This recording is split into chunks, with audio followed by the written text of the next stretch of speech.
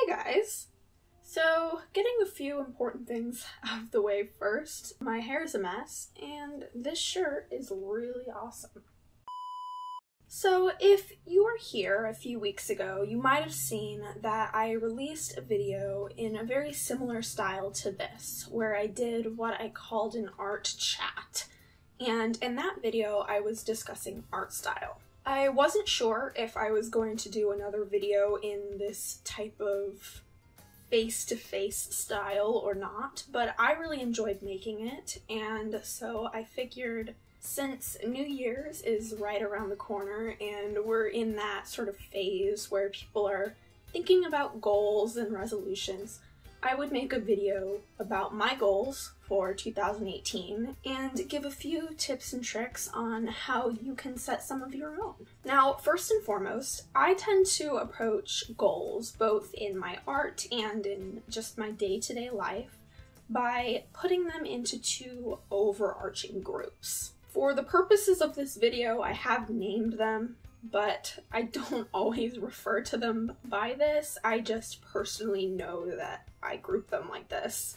So if the titles are a bit weird, I apologize. But as a general rule of thumb, these two groups are going to be referred to as improvement concepts and specific projects. Something I want to mention before I really get down into the nitty-gritty of setting goals for your artwork is that a lot of people, when a new year rolls around, like to invest their time into a 365-day project. Personally, I am not a fan of daily projects like that. There are a number of reasons for this, but most importantly, I think they just become very overwhelming after a certain period of time. I've done 100-day projects in the past. I've done 2 of them, and around day 50, I start to lose steam and I want to take breaks, and there's just a lot going on. And I've never actually tried to do a 365-day project, but I do believe that I have gone 365 days in a row drawing every single day. However, when you set the goal to say you're doing something every single day, especially that vast of a scope, 365 days is a very, very long time.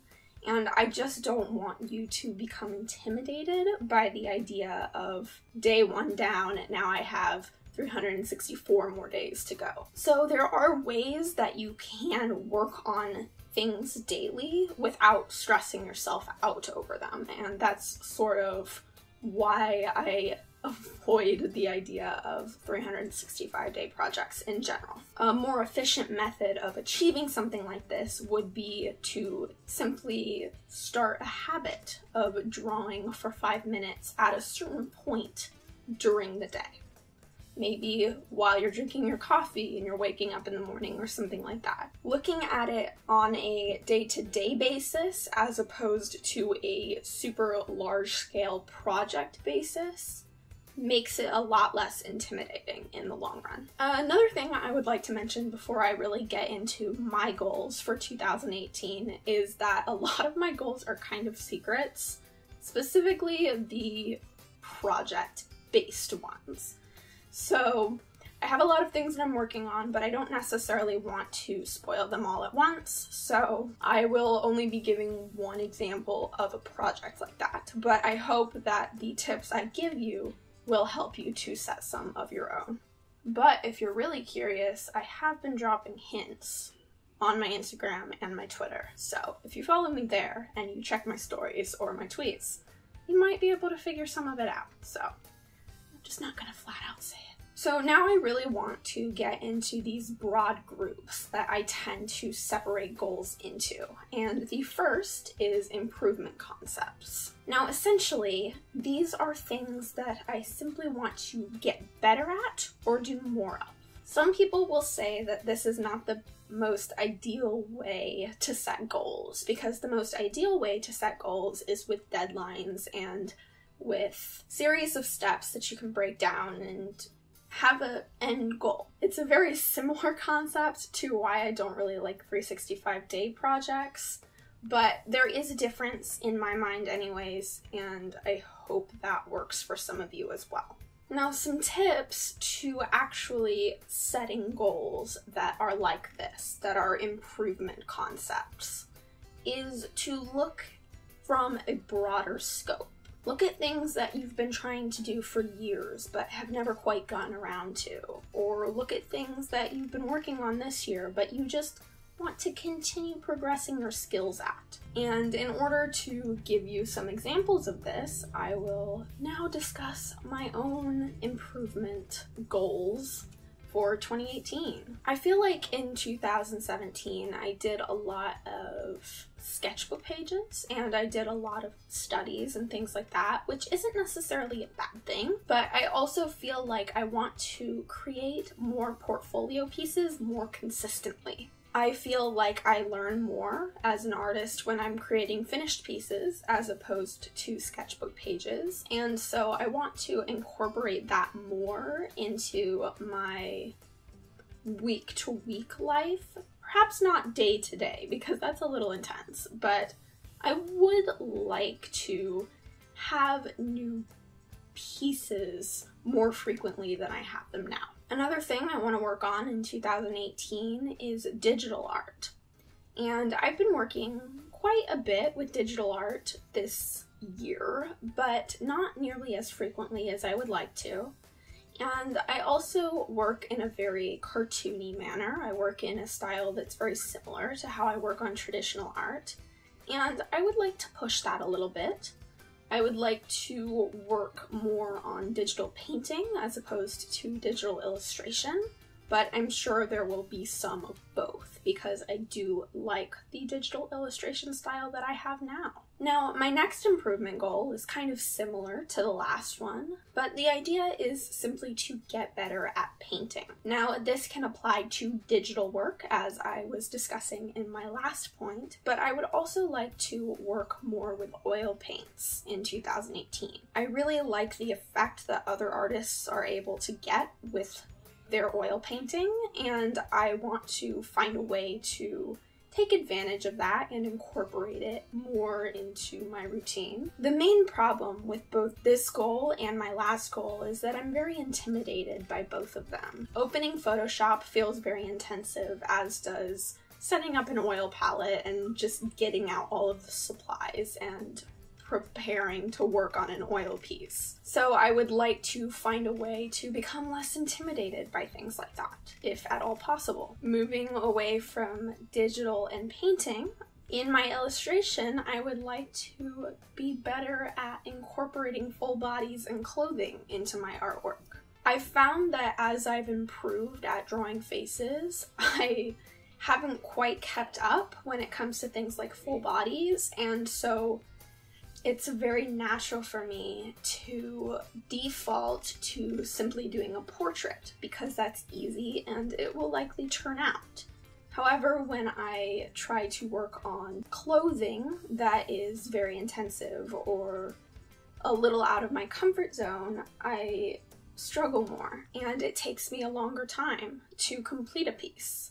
So despite those difficulties, I really want to try to push past that and incorporate more full bodies into my artwork. And the last improvement goal that I have sort of set for myself is to find ways to do more teaching. Now, if any of you have been around for an extended period of time, you may have noticed a little bit of a transition with the way I approach this YouTube channel. I've started to pull away from doing time lapses, even though I do incorporate them into my videos from time to time, and I've started to move towards a more instructive style of video.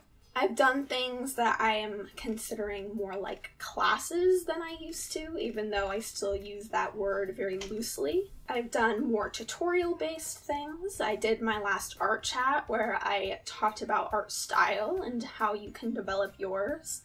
And overall, I'm happier with the things I am making for this channel than I've ever been. And I would like to continue this process of being a teacher in 2018. Now, moving away from the improvement concepts, I would like to talk about the other group, which are more specific projects. Now, this is what most people think of when they talk about goals. It's what most goal setters, for lack of a better term, use as their method of setting goals that work. Now, the biggest tip I have for you when it comes to specific projects is to relate those projects back to your improvement concepts. You want them to connect in some way so that the completion of your project will advance your improvement.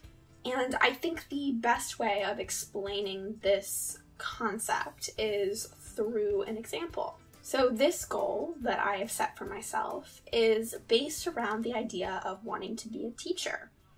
And because that is my improvement concept, I have decided that in 2018, I am going to try to teach 5 classes on the website Skillshare. Now, I have taught one Skillshare class in the past, and I really enjoyed the process, but I became so overworked with all my other projects that it sort of fell by the wayside. I always intended to get back to it, but I never did. So this year I really want to buckle down and teach at least 5 classes. I think the idea of 5 classes is a good example because it helps you to see that you don't want to be overly ambitious. There's 12 months in the year and 5 classes. Even if I took 2 months per class, which they're only about 20 minutes to an hour typically, even if I did only one every 2 months, I would still have 2 months off. So this goal is an achievable one. However, it is still more lofty than what I achieved this year, which was 1 single class. So you want to push yourself to put yourself in a place that is better than where you are, but you don't want to be so overly ambitious that you become frustrated with yourself. And as you can see, if I complete this goal of teaching 5 classes, then I have automatically helped in my improvement concept of being a teacher. So I hope that this made sense and that you enjoyed seeing where I plan to go in 2018 and what I plan to be doing and sharing with all of you guys. If you have any goals that you have set for yourself for the new year, I would love to hear them. Thank you all for watching. You can subscribe if you want, and I will see you guys next time. Bye.